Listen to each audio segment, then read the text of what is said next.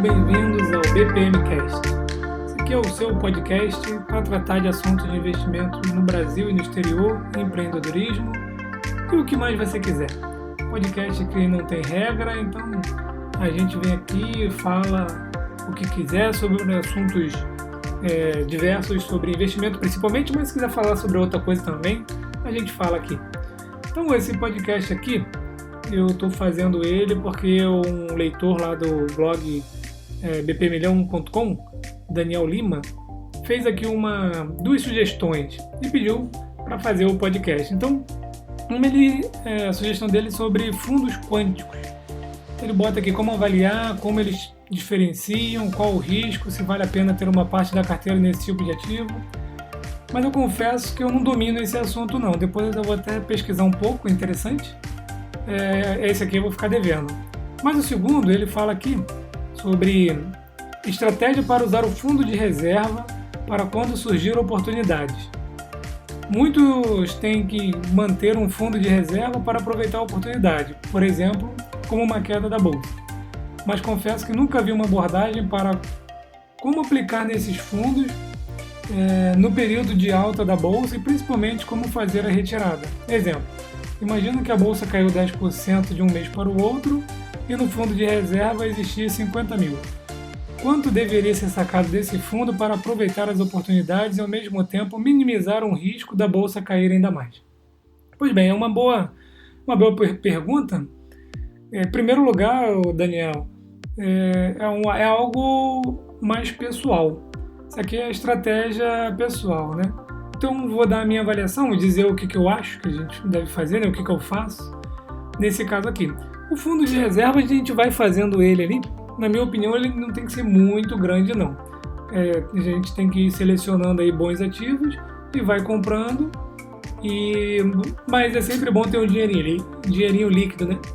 Igual agora, por exemplo, né? Já tem um tempo que se fala que está tudo muito esticado. Uma crise está por vir. Já falei algumas vezes sobre crise aqui no canal do YouTube, né? Então é sempre bom ter o dinheirinho em caixa, né? Mas o que eu faço, na verdade? Quando começa a cair, vamos entrar em crise. Não sei, nunca se sabe se é uma crise até que ela passe, né? Porque começa a cair, a gente acaba achando que vai chegar ao fim do poço, não chega ao fim do poço, cai mais ainda, não tem mais dinheiro para aportar, começa a desesperar, vende alguma coisa, entra naquele círculo vicioso ali, né? E acaba perdendo dinheiro. Então, o que eu faço é mais ou menos o que eu faço com o dólar. Por exemplo, o dólar estava 4,12, eu não compro. Acho que está alto. Média histórica aí, na minha opinião, em 3,80 é um bom valor para o dólar. Então, o dólar caiu para 3,90. Já eu fico de olho. Caiu para 3,85, eu já compro alguma coisa. Caiu para 3,80, eu compro mais alguma coisa. Caiu para 3,75, eu compro mais alguma coisa. Então, assim, não compro tudo de uma vez, né, mas também não deixo de comprar. Então, assim, a gente acaba que consegue aproveitar boas oportunidades. Na questão aqui da bolsa, você tem que analisar mais os ativos que você tem na sua carteira. Então, por exemplo, eu tenho ativos na minha carteira que estão bem valorizados em pouco tempo, como a Resseguro Brasil, no caso de investimentos no Brasil, né? Está com mais de 200%, mas ela é bem promissora. Só que, ao mesmo tempo, tem uma gordurinha boa para queimar. Então, se ela cai 10%, 15% num cenário de crise, eu não acho ainda que é momento de comprar de novo, né? Então, eu aguardo mais um pouco. Então, nesse caso aí, a partir de 20%, eu já compro alguma coisa. Caiu mais 25%, compro mais alguma coisa. E aí vou fazendo essa avaliação de acordo com cada ativo que eu tenho. Por exemplo, enquanto várias ações subiram bastante, Porto Seguro não subiu tanto.